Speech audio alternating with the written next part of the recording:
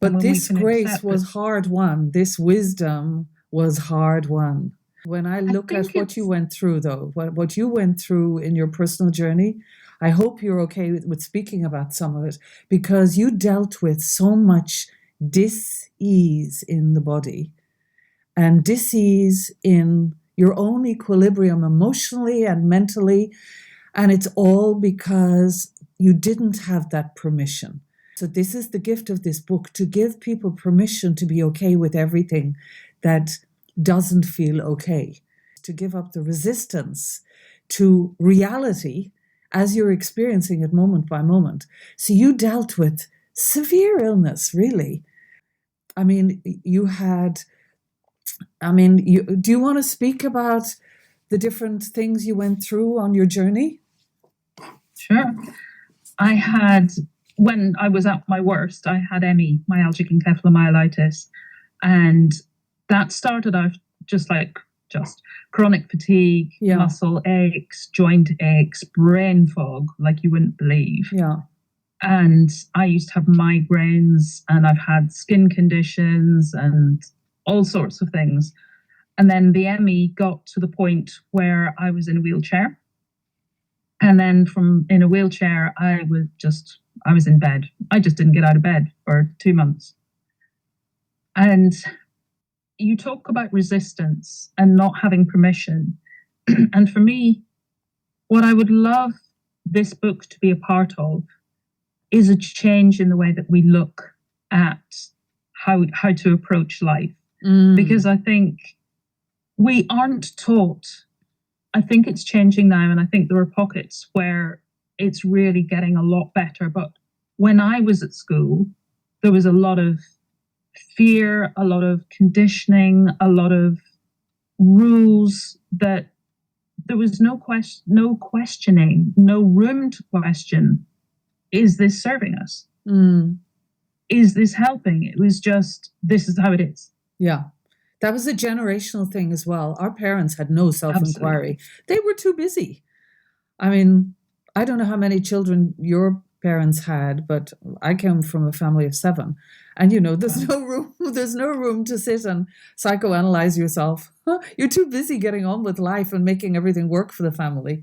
So I think our generation is the first one to really have the ability to go within on a deeper level and evaluate, to bring consciousness to what is needed for us to emancipate ourselves from suffering in the way that this can.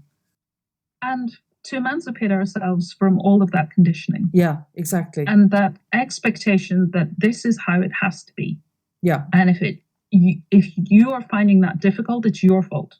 Yeah. You are the one. Guilt, shame, blame. Yeah, exactly. Yeah. The difficulty, the challenge, the problems, all of these languages, all these words, they're all within you. Yeah. This is the system. If you don't fit, it's down to you. Yeah. Rather than, maybe the system is not a good fit for me. Maybe it's the system, and we look at the different models, for example, of disability. So you've got the medical model of disability and you've got the social model of disability. Yeah. And the social model is saying that it's society that disables people. So if you're in a wheelchair and there are steps, or something is too high for a person who's sat in a wheelchair, who's at fault here? Society isn't being flexible. Society isn't recognizing that we're not all the same. Yeah. And punishing those who are not the same in a way. No access, no freedom. Yes. Yeah. Yeah, equity and equality that we now look at rather than these other ways, these other perceptions and perspectives. And for me, that's what it's all about. It's perspectives, it's perceptions. So the things that were expected of me, for example, when I was at school, that didn't sit well with me, I took it as being my fault. And I, like you said, felt shame because of that.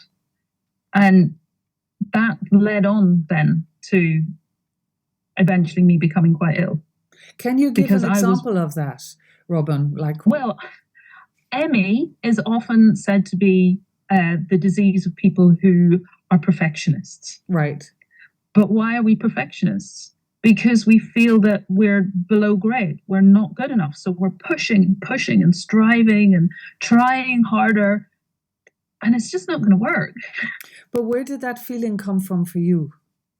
Not being good enough? It would have been a mixture of school and home. Yeah. And I talk in the book about my home life with my dad. Yeah. And my dad was an interesting character. And the more I look at it now from the studies that I've done around trauma and my own journey, I understand that he was doing his best. Yeah. Coming from what he thought was right. Yeah. So, for example, I remember him saying to me, "It's a big, bad world out there." Wow. Okay. That's programming. And obviously, my experience was already that it was a big, bad world out there because I lived in the Troubles. Lots of evidence. Yeah. Exactly. And he probably, having seen all of what was going on, would have wanted to protect me from Absolutely. that. Yeah. And I expect he probably was parenting in the way that he was parented. Yeah. Because that's the model that we work to. Yes. So whether his parents maybe had said the same to him, it's a big, bad world out there. You have to work hard for what you want in your life. So I was taking this on board. I was seeing the report cards that I was getting back from school. Quiet and conscientious, must try harder. Something wrong with you being quiet and conscientious, exactly. right? Yeah, not good enough, not good enough. And seeing his response to those report cards. What was his response? I got the impression that he was agreeing with the teachers that I wasn't doing as much as I should. Right. So I should try harder. Right. I needed to get the top grades always. Okay, so yeah. So that feeling like I'm pushing as hard as I can. I'm doing the most that I can, but it's not enough. I'm going to have to push harder. I'm going to have to find resources somewhere inside of me to push harder. But that perfectionism is just like a rod to beat your own back, and it just grinds you further and further down into the ground in the end. You still feel all of that shame. You still feel like you're not good enough and you're still trying harder. And it's an ongoing pattern. So basically I reached burnout. Yeah. And my body said, enough. And so I was experiencing all of this pain and brain fog, etc. Was that after your dad's death that happened, or before? Before. So I was 16, 17 when I was diagnosed with glandular fever. Yeah. And then on into the post-viral fatigue, and then into chronic fatigue and myalgic encephalomyelitis. And my dad died when I was 22. Okay. Yeah, I wasn't sure of the timeline. Yeah. Yeah, I was ill for about 4 years, maybe more. Wow, such a long time. Yeah, I got better, I think, when I was 20-ish, 2021.